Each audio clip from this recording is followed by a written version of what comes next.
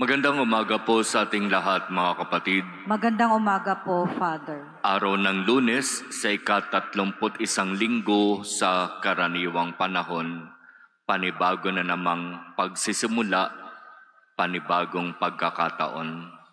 Mula sa unang pagbasa hango sa sulat ni Apostol San Pablo sa mga taga-Roma, meron tayong mapupulot na magandang mensahe, inspirasyon, maaaring sagot sa ating mga tanong sa buhay.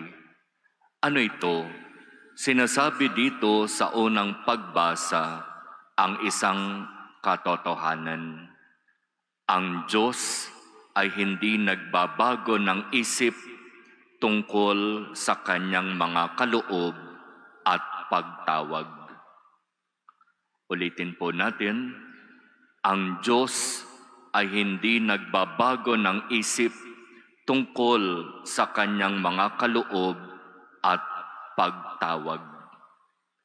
Ibig sabihin, kung ano yung biyaya na binigay ng Diyos sa atin, sa iyo, sa akin, hindi iyon babawiin ng Diyos dahil lamang tayo ay nagkasala.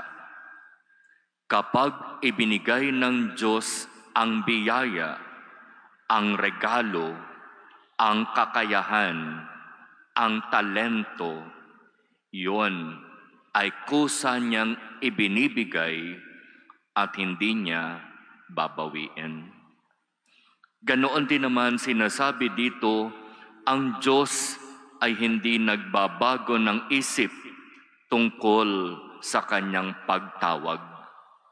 Kung ako ay naniniwala na tinawag ako ng Diyos para maging pari, kailanman hindi babaguhin ng Diyos ang tawag na iyon sa akin. Maaaring ako ang magbago doon sa napakalaking biyaya ng pagtawag ng Diyos sa akin at talikuran ko ang mahalagang biyayang ito. Kaya di ba may mga nababalitaan tayo na mga pari na tumatalikod sa kanilang bokasyon, natutukso at nag-aasawa. Pero ang Diyos kailanman hindi magbabago ng isip tungkol sa kanyang pagtawag. Na bagamat may mga pari na nagdesisyon na lumabas, pari pa rin sila magpakailanman. Ayon sa pagkapari ni Melchizedek. Di ba napakagandang katotohanan ito? Ang Diyos ay hindi nagbabago ng isip tungkol sa kanyang mga kaloob at pagtawag. At sinasabi pa rito sa unang pagbasa, hinahayaan ng Diyos na maalipin ng kasalanan ang lahat ng tao. Sagot ng Diyos sa ating mga tanong. Bakit ba hinahayaan ng Diyos na ang masama ay siyang magtagumpay? Bakit ba hinahayaan ng Diyos na yung mga taong gumagawa ng hindi maganda ang parabang nabibigyan pa nga ng pabor? Bakit ba yung masasama, sila pa ang may magandang buhay? Sabi ni San Pablo, hinahayaan ng Diyos na maalipin ng kanilang kasalanan ang lahat ng tao upang maipadama sa kanila ang kanyang habag. Ang dynamics, kung hinahayaan ng Diyos na magkasala ang tao, ang pinipilit at pinagsisikapan sanang gawin ng tao sa kanyang paulit-ulit na pagkakasala ay ang paulit-ulit na paglapit sa Diyos. Sa ating kahinaan, dapat makita natin ang mas malaking pangangailangan para lumapit sa Diyos.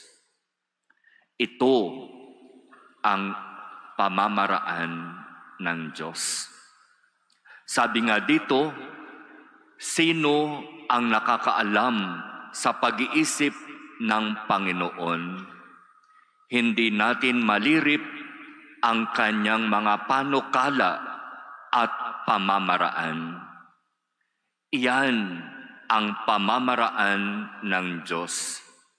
Hindi natin maisip, hindi natin maintindihan, pero may mga pagkakataon hinahayaan ng Diyos na magkasala tayo at maalipin ng kasalanan upang makita natin ang higit na pangangailangan para mas lalong lumapit at ipagsiksikan ang ating mga sarili sa Kanya at humingi ng tawad.